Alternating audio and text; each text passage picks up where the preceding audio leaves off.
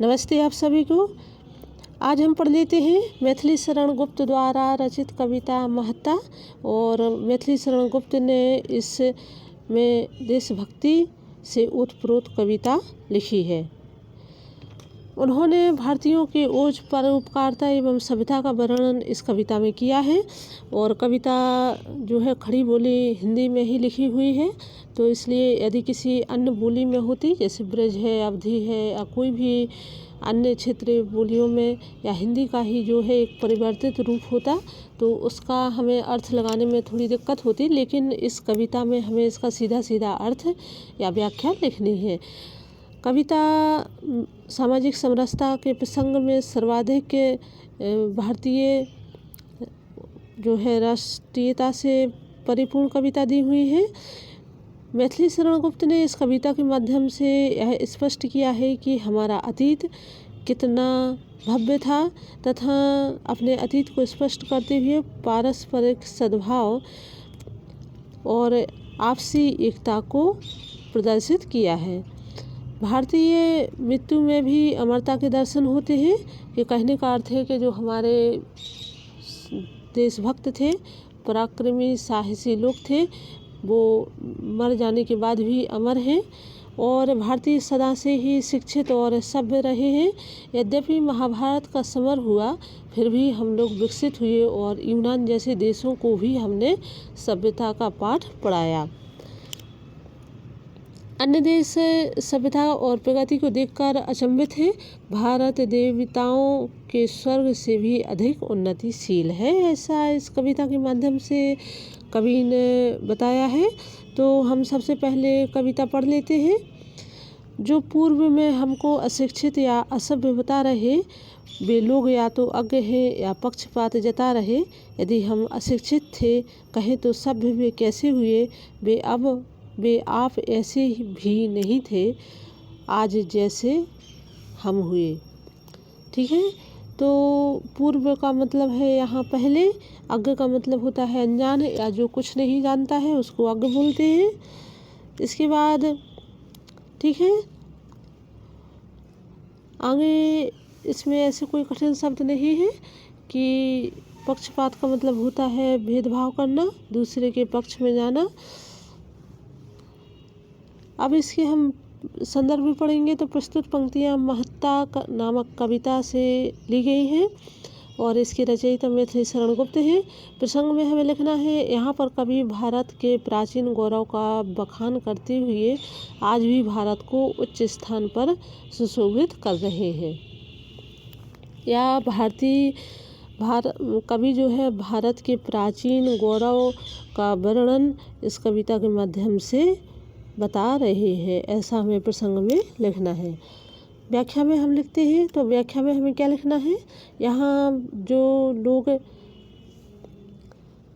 पूर्व में हमको अशिक्षित या असभ्य बता रहे, तो जो लोग प्राचीन काल से ही भारत को असभ्य और अशिक्षित बता रहे हैं, वे या तो हमारे सभ्यता से अवगत नहीं हैं, वे लोग या तो अज्ञ हैं, यानी कि उन्हें हमारे बारे में कुछ भी पता नहीं है, या पक्षपात जता रहे या हमारे साथ भेदभाव कर रहे हैं।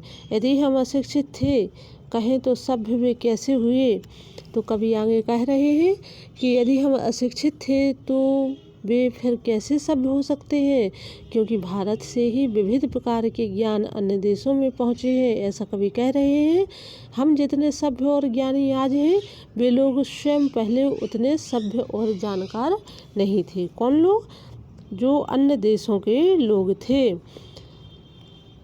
वे आप ऐसे भी नहीं थे आज हम जैसे हुए।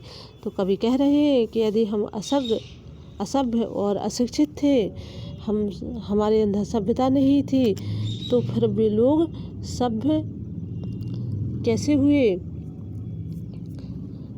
कवि कह रहे हैं कि आज हम जितने सभ्य और ज्ञानी हैं, वे लोग उतने सभ्य और जानकार पहले नहीं थे। काव्य सौंदर्य में आपको कुछ नहीं लिखना है, पूरे इसमें जो है अनुप्रास अलंकार है और नंबर 1 पर लिखना है आपको अनुप्रास अलंकार दिया है, और नंबर 2 पर क्या लिखना है कि भारत के प्राचीन गौरव का प्रभावशाली वर्णन किया है। अब हम दूसरी कविता पढ़ लेते हैं। ज्यों ज्यों प्रचुर प्राचीनता की खोज बढ़ती जाएगी त्यों तो हमारी उच्चता पर ऊप चढ़ती जाएगी। जिस ओर देखेंगे हमारे चिन्ह दर्शक पाएंगे, हमको गया बतलाएंगे, जब जो जहाँ तक जाएंगे। तो प्रचुर का मतलब क्या होता है? अधिक। प्रचुर यानी कि पर्याप्त, अधिक। प्राचीनता यानी कि जो पहले का, अतीत। ओप का मतलब होता है चमक। दर्शक यानी कि देखने वाले। अब हमें संदर्भ में वही लिखना है कि प्रस्तुत पंक्तियाँ मेहता कविता नामक शीर्षक से ली गई हैं और इसके रचयिता राष्ट्रकवि मैथिली शरण गुप्त हैं। प्रसंग में हमें लिखना है कि कवि ने इन पंक्तियों में व्यक्त किया है कि ज्यों ज्यों प्राचीनता की खोज होगी त्यों तो भारत की महानता का पता लगता जाएगा। तो ये हमें प्रसंग में लिखना है। व्याख्या में हम देख लेते हैं कि ज्यों ज्यों प्रचुर प्राचीनता की खोज बढ़ती जाएगी त्यों तो हमारी उच्चता पर ऊप चढ़ती जाएगी। जैसे जैसे प्राचीनता की खोज होती जाएगी वैसे वैसे हमारी उच्चता, श्रेष्ठता और महानता के प्रमाण मिलते जाएंगे। जिस ओर देखेंगे हमारे चिन्ह दर्शक पाएंगे, हमको गया बतलाएंगे, जब जो जहाँ तक जाएंगे। तो कवि कह रहे हैं कि जहाँ भी वे लोग देखेंगे भारतीयों के पद चिन्ह वहीं पर पाएंगे और संसार के सामने यह घोषणा करेंगे कि भारतीय वहाँ तक जा चुके हैं। यानी कि उस शिखर तक, उस आगे प्रगतिशील कार्यों के लिए वो कितने आगे पहुँच चुके हैं ये खोज करने पर ही पता चलेगा। अब इसमें हम काव्य सौंदर्य देख लेते हैं। तो भारत के प्राचीन गौरव का सुंदर वर्णन किया है कवि ने। अनुप्रास, पुनरुक्ति, प्रकाश, अलंकार है कविता में। तो इतना हमें काव्य सौंदर्य लिखना है, अधिक नहीं लिखना है। और जैसा जो कविता है वैसे ही हमें लगभग इसकी व्याख्या देनी है। आगे हम जो तीसरे, चौथे और पाँचवें तथा छठे पद की व्याख्या और प्रश्नोत्तर आपको आने वाले वीडियो में मिलेंगे। तो ये वीडियो आपको आज ही या फिर कल मिलेगा। उम्मीद है कि आपको वीडियो अच्छा लगा होगा और वीडियो देखने के लिए बहुत बहुत धन्यवाद। आप लोग पढ़िए, कक्षा 12वीं की अच्छे से तैयारी करिए। और क्योंकि देखो 12वीं की परसेंटेज बहुत ही मायने रखती है आपकी करियर के लिए। तो जी तोड़ मेहनत करिए जिससे आप लोग हाई परसेंटेज अच्छे नंबरों से पास हो। और हम फिर मिलते हैं नई वीडियो, नई जानकारी के साथ। तब तक के लिए धन्यवाद।